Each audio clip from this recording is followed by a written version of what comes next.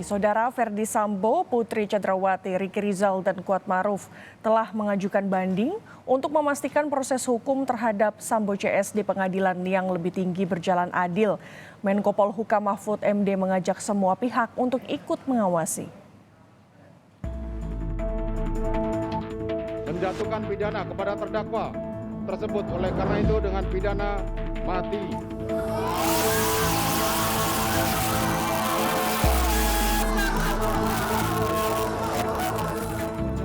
Majelis Hakim Pengadilan Negeri Jakarta Selatan telah menjatuhkan vonis pada 5 terdakwa kasus pembunuhan Brigadir Yosua. Ferdi Sambo, Putri Chandrawati, Ricky Rizal, dan Kuatmaruf mengajukan banding atas vonis hakim. Dari 5 terdakwa dalam perkara pembunuhan berencana almarhum Joshua, ada 4 terdakwa yang menyatakan banding atas putusan yang dibacakan kemarin. Setelah hakim menjatuhkan vonis, terpidana masih memiliki hak mengajukan upaya hukum lain demi meringankan hukuman. Upaya hukum bisa dilakukan dengan mengajukan banding di pengadilan tinggi dan kasasi serta peninjauan kembali di tahap selanjutnya. Mantan Hakim Agung Sarwoko mengingatkan putusan di pengadilan negeri kadang bisa berubah di pengadilan yang lebih tinggi. Pengalaman menunjukkan bahwa putusan yang keras di bawah di pengadilan negeri itu bisa gembos di pengadilan yang lebih atas. Apakah ada peluang itu? Ya memang ada peluang, tapi itu banyak tergantung pada pimpinan pengadilan tinggi. Gimana sih Pak Joko kalau bisa cerita intervensi kepada hakim itu gimana caranya sih? Ya memang caranya macam-macam. Ada misalnya lewat paniteranya. Lewat paniteranya? Ya lewat paniteranya. Kasih apa? Kemudian paniteranya nanti lapor sama hakimnya, kan begitu biasanya.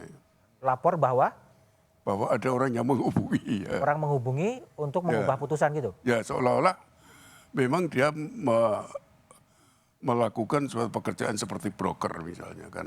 Broker perkara? Ya broker perkara.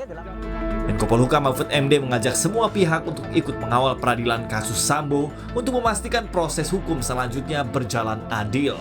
Tapi kalau Menko Polhukam sendiri akan melakukan apa untuk memastikan bahwa pengadilan banding itu betul-betul tetap independen, karena pengadilan banding kan hanya memeriksa berkas-berkas saja sebetulnya. Sejauh yang bisa kita lakukan akan kita lakukan ya. Itu sebabnya mereka kan hanya meriksa berkas, tidak meriksa tersangka, penuntut, terdakwa dan sebagainya diperiksa lagi. Dia cuma baca berkas. Dan kadangkala kita dibuat terkejut seringkali. Putusan begini di pengadilan tinggi udah oke, tiba-tiba disunat di pengadilan tinggi, disunat lagi di Mahkamah Agung. Itu sering terjadi kejutan. Nah, oleh sebab itu yang ini nih mari kita pelototi terus, jangan berhenti sampai di sini gitu. Untuk mendidik masyarakat bahwa ya pengadilan itu siapapun selalu ingin selamat, ada yang ingin menyelamatkan orang, ada yang nyuap, ada yang neror dan sebagainya. Sementara Hakim Nonaktif Albertina Ho menyatakan Ferdi Sambo berpeluang mendapatkan keringanan menjadi hukuman seumur hidup setelah KUHP baru berlaku. Nah, begitu ada KUHP baru 2020 mulai berlaku KUHP baru, maka Ferdi Sambo akan mendapat aturan hukum yang lebih ringan. Ya, dalam eksekusi pidananya ya.